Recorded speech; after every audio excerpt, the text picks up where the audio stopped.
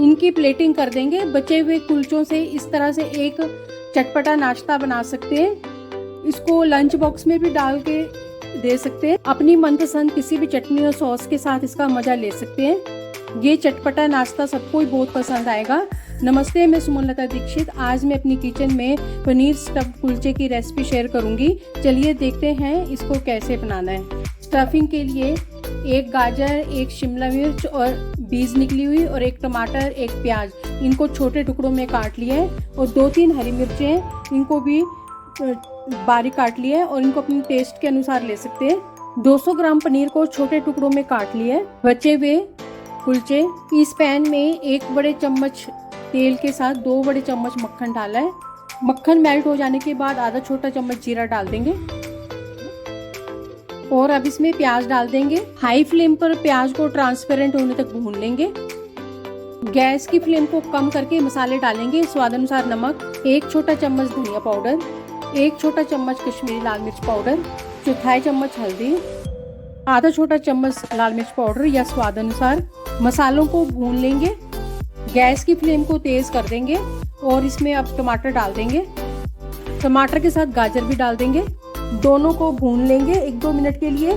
अगर आप मेरे चैनल पर पहली बार हैं तो इसे सब्सक्राइब कर देना, बेल को प्रेस कर देना, जिससे आपको मेरे आने वाले वीडियो की नोटिफिकेशन मिलेगी।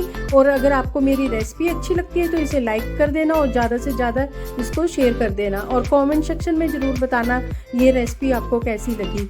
हरी मिर्च डाल देंगे, इसको अपने स्वाद अनुसार डाल सकते हैं। शिमला मिर्च डाल देंगे, मिक्स कर देंगे।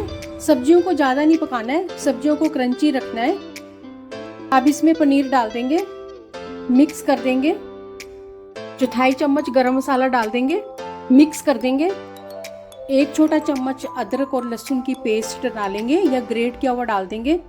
लगातार चलाते हुए 2-3 मिनट पकाएंगे हाई फ्लेम पर। बाद में डालने से गार्लिक का फ्लेवर जो है वो बहुत ही अच्छा आता है। हरा धनिया डाल देंगे कटा हुआ। मिक्स करते हुए 1 मिनट और पकाएंगे।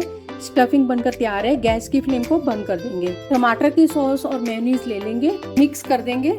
मैंने एक पैन लिया है, इसको मक्खन से ग्रीस कर रही हूँ। तवे में, पैन में या सैंडविच टोस्टर किसी भी चीज़ में इसको बना सकते हैं। कुलचे को पैन में रख देंगे। सॉस को इसके ऊपर स्प्रेड कर देंगे। थोड़ी सी स्टफिंग फैला देंगे अब इसके ऊपर। दूसरे कुलचे पर भी सॉस को स्प्रेड कर देंगे और अब इससे स्टफिंग वाले कुलचे को कवर कर देंगे। इसको प्रेस करते हुए सेक लेंगे। इसके ऊपर भी थोड़ा सा मक्खन स्प्रेड कर देंगे और अब इसको पलट देंगे और प्रेस करते हुए इसको सेकेंगे। निचली तरफ से भी क्रिस्प हो जाने पर इसको प्लेट में निकाल लेंगे। फिर से पैन को ग्रीस करेंगे मक्खन से और कुलचा रख के सॉस को स्प्रेड कर देंगे।